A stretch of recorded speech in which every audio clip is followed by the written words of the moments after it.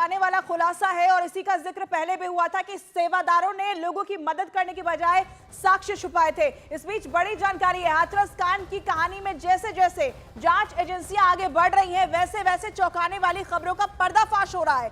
इस मामले में मरने वालों की पोस्टमार्टम रिपोर्ट जहां हादसे की डराने वाली हकीकत बयां कर रही है, तो वहीं सूरजपाल सिंह के बहुत बड़े नेटवर्क की कहानी भी सामने आ रही है।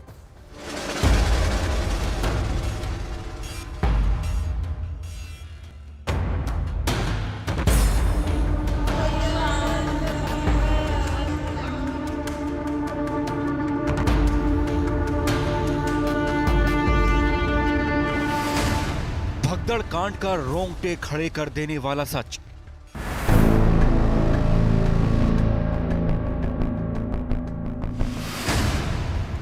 पोस्टमार्टम रिपोर्ट में हादसे की डराने वाली तस्वीर।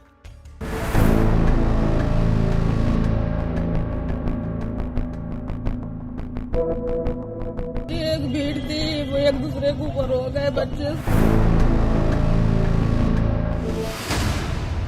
न्यूज 18 इंडिया पर भगदड़ कांड की नई कहानी।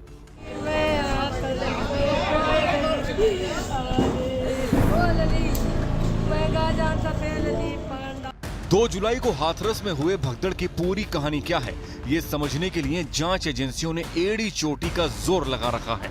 लेकिन इस बीच भगदड़ कांड में मृतकों की पोस्टमार्टम रिपोर्ट भी आई है, जिसमें पता चला है कि ज्यादातर लोगों की मौत दम घुटने की वजह से हुई है।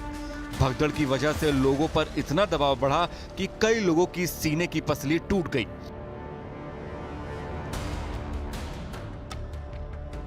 उधर जांच की कड़ियां जैसे जैसे आगे बढ़ रही हैं, बाबा के नेटवर्क की चौंकाने वाली तस्वीर भी सामने आ रही है। दावा किया जा रहा है कि उत्तर प्रदेश के लखीमपुर जिले में भी विश्व साकार हरि का एक आश्रम है। यह आश्रम 20 बीघा में फैला हुआ है। दावा किया जाता है कि एक राइस मिल कारोबारी ने 2012 में जमीन बाबा को दान में दी थी, जिस पर सूरजपाल उर्फ विश्व साकार हरि ने अपना आश्रम बनवाया है। संभल के नरौली इलाके में प्रवास कुटिया नाम से बाबा सूरजपाल का एक आलीशान आश्रम है। दावा किया जाता है कि 9 साल से बाबा सूरजपाल यहां नहीं आए। कासगंज में 30 बीघे में सूरजपाल का आश्रम है, जहां से बाबा के साम्राज्य की शुरुआत मानी जाती है। मैनपुरी की बिचवा में 21 एकड़ में विश्व साकार हरि का आश्रम है। यह आश्रम 5 स्टार होटल की तर्ज पर बनाया गया है। इटावा के सराय भूपत में 15 बीघे जमीन पर बाबा का आश्रम बनवाया गया है।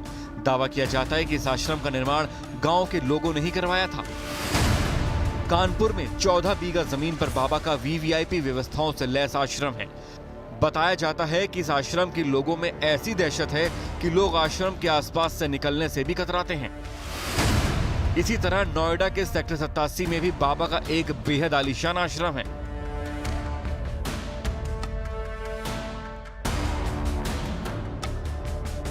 इस तरह यूपी में बाबा के कुल 25 आश्रम बताए जाते हैं, जिनकी कीमत करोड़ों में आंकी गई है।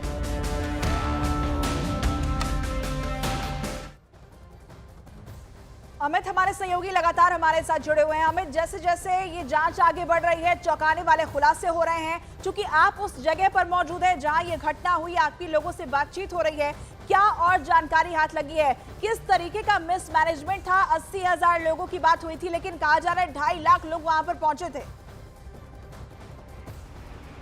देखिए 2.5 लाख से ज़्यादा लोग पहुंचे थे और यही वजह है कि जो उत्तर प्रदेश के डीजीपी हैं प्रशांत कुमार, उन्होंने एक फैक्ट फाइंडिंग कमेटी बना दी है, जो मैनपुरी, अलीगढ़ और ये तमाम जो जिले हैं, एटा, हाथरस, यहाँ पर जो है जो एलआईयू की यूनिट है, जो उनके अधिकारी हैं, वो सेवादारों से बातचीत करके वो उगलवाएंगे कि आखिरकार फंडिंग का स्रोत क्या है और क्या क्या काम ये बाबा करता है। हमारे साथ प्रत्यक्षदर्शी हैं, सीधे हम इनसे बातचीत करते हैं।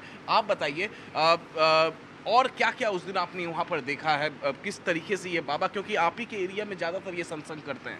हमारे एरिया में आगरा मंडल और अलीगढ़ मंडल के ही ये बाबा हैं बेसिकली, और ये यहीं पे इसका समागम करते हैं, और ये कहीं इसका क्षेत्र में कोई विकास नहीं है। ये बहुत पढ़े लिखे नहीं है और ये बिल्कुल पाखंड है इनका, और ये छोटी जो समाज है उसको कैप्चर किए हुए हैं। और इनसे फंडिंग क्या है इनकी, 1-1 रुपया लेते हैं तो करोड़ों रुपए रोज़ का इनका आमदनी सोर्स है। करोड़ों रुपया। आप बताइए अरविंद जी, इनका फंडिंग का स्रोत क्यों? क्योंकि आप ही लोग के एरिया में काफी ज्यादा ये फेमस भी है, लगातार यहाँ के।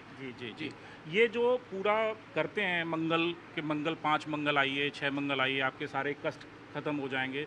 एक पानी वाला भी है, पानी को फूंक मार के देते हैं वो। इनका आश्रम है, कोई उसके फोटो मैंने देखे पटियाली में कहीं, तो उस जगह लगभग 8 नल बिल्कुल पानी अमित, के ये हैंडपंप लगे चौंकाने हुए वाली हैं। जो लोग जानकारी उसका है कि पानी करोड़ों ले जाते हैं, रुपए की उनके यहाँ से फंडिंग मिट्टी इस ले बाबा जाते को हो रही हैं। थी, कौन सा लेकिन जिन लोगों की जान गई है उनकी जान की कोई कीमत नहीं थी। अमित बने रहिएगा हमारे साथ। लेकिन इस बीच हालांकि हाथरस हादसे पर बाबा सूरजपाल का बयान भी सामने आया है। उन्होंने मृतकों के परिजनों के प्रति संवेदना व्यक्त की है। उन्होंने कहा कि मैं बहुत पहले ही समागम से निकल चुका था। ये सफाई बाबा के वकील एपी सिंह की तरफ से जारी की गई है। उनकी तरफ से कहा गया कि कुछ असामाजिक तत्वों ने भगदड़ मचाई थी। हाथरस हादसे को लेकर बाबा सूरजपाल का पहला स्टेटमेंट सामने आया है। उनके वकील की तरफ से मृतकों के परिजनों के प्रति संवेदना जाहिर की है और कहा है कि मैं समागम से बहुत पहले ही निकल चुका था, मैं वहां मौजूद ही नहीं था।